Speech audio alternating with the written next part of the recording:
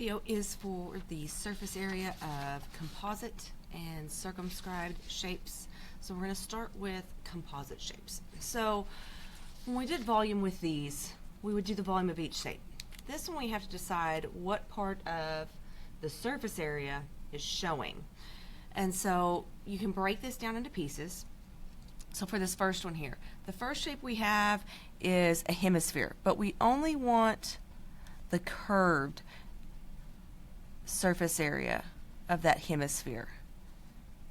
And so the formula for that is 2 pi r squared. We don't want the round flat piece because that's where the two figures are joined. That's not part of the surface area. Then the other one we have is a cone, but again, we just want the lateral surface area. We don't want the flat round piece. And so that formula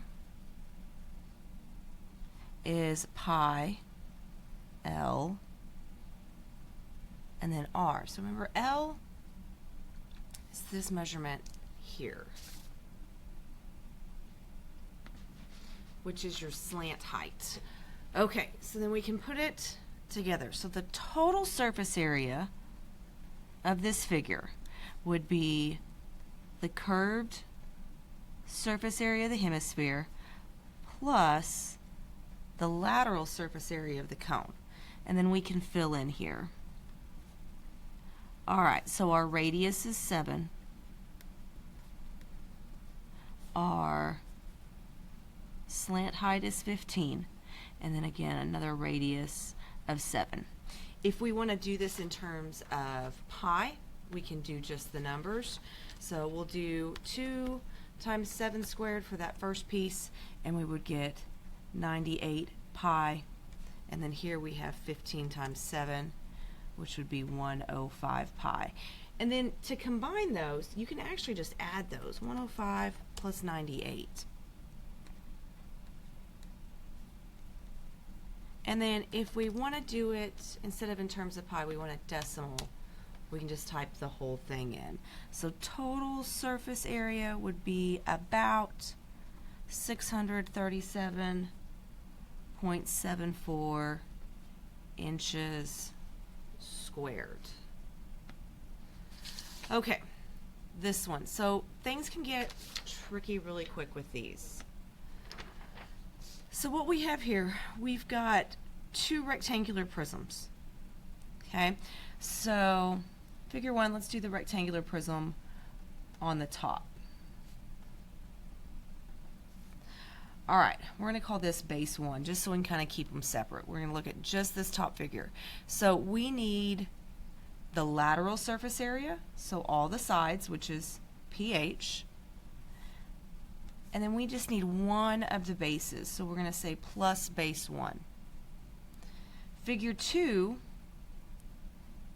is also a rectangular prism. And so for this one, let's go ahead, let's do the total surface area of this one first. So pH plus 2 big B, and then let's make, this will be our base, our second base. So we've got our first shape here, our second shape here, our first base of the figure, and our second base of the second figure, just so we can kind of keep things straight. So once we find the total surface area of this one, we have to subtract the base of that first shape, because see how that base is covering up part of that second rectangular prism? We can't count that piece. And so that's the amount that's being covered up, is the area of the base of that first shape. Okay, so total surface area here is going to be, let's do the first shape, pH plus B1 plus then our second shape, the formula that we wrote out for it. So pH plus 2 big B, second base, minus base 1. So again, it can get really tricky really quick. You can find the area of each shape individually and then subtract the pieces as you need to. There's lots of different ways to do this. All right, perimeter. So here's our first base. Our perimeter is going to be 5, and then this one, if this is 8, then this is 8. So to get that second, or that first shape's perimeter, we're going to do 5 plus 5 plus 8 plus 8. So that's going to be 26. Okay, the height from base to base is going to be 5. All right, second shape. So here's our second shape's base, is this one here. So perimeter is going to be 12 and 8, which is going to be 40. And then the height of this shape, base to base, is going to be that 4. Oh, I missed an entire piece. Do you see what I missed? I missed the area of base 1. So let me go back and do that before I do anything else. 5 times 8. We would have a plus 40 in here. Sorry, that is so messy. Okay, back to this. Our second base, 12 times 8, is going to be 96. And then we've got to subtract that first base. So this one, what we can do, we can type this whole one in. Hopefully I've got all my pieces in the right places here.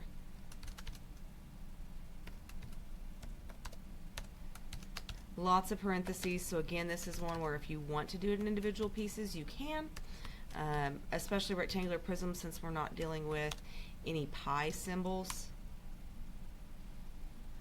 And so we get a total surface area of 482 feet squared. Okay, circumscribed. So these are kind of like our composite ones when we did volume, finding the piece that was carved out. Again, these can get really tricky really quick. All right, so our first shape here, the gray shape. Again, we're always going to start with the gray. Is a rectangular prism. So we've got all the surface area of the rectangular prism except these two pieces here, the circular bases of that cylinder. So we're going to have a total surface area is going to be pH plus 2b. Let's just do the total surface area of that. Our second shape is a cylinder, but we don't need to subtract all of the cylinder.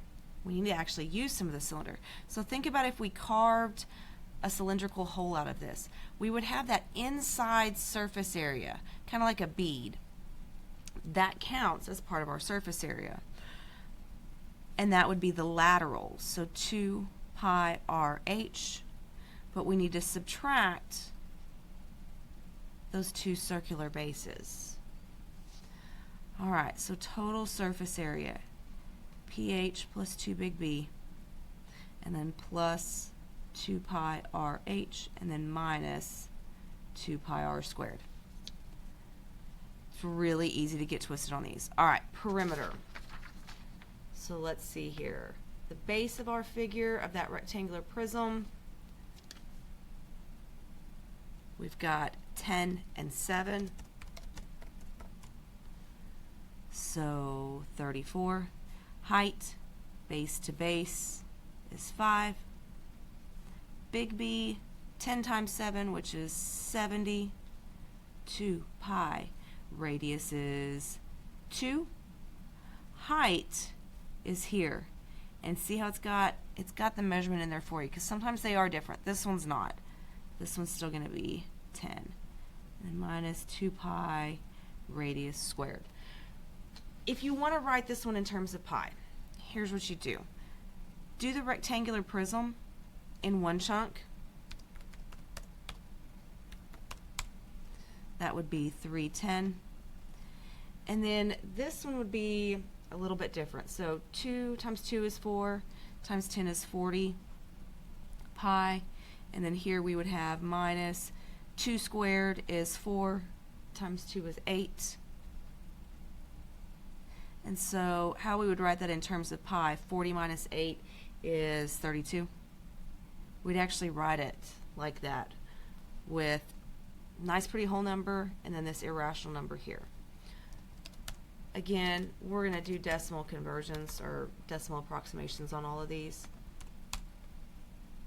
And so my total surface area is going to be about 410.53, this is inches again, inches squared. All right, last one. So our gray shape is a cylinder, but we don't need the total surface area. We need the lateral, and then we need one of the bases. So 2 pi RH plus, let's just do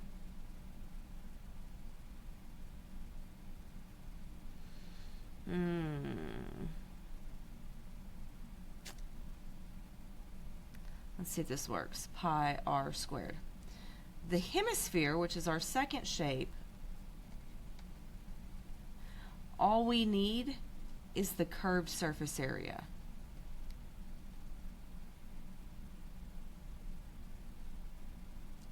Which is 2 pi r squared.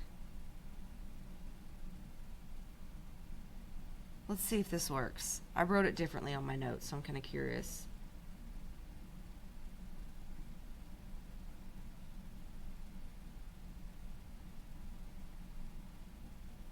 Curious if that's going to work. Okay. So total surface area is 2 pi RH plus pi r squared plus 2 pi r squared. Okay, so we've got 2 pi, radius is 3, height is 9, radius again, and then radius one more time. Okay, let's combine everything. Let's try to get this in terms of pi. So we're going to do 2 times 3 times 9. That's going to give me 54. 3 squared is 9. 3 squared is 9 times 2 is 18. So in terms of pi, we've got 81 pi, or as a decimal, total surface area is going to be about 254 point, this one's going to round up, 47 feet squared. So that's it for this set of notes.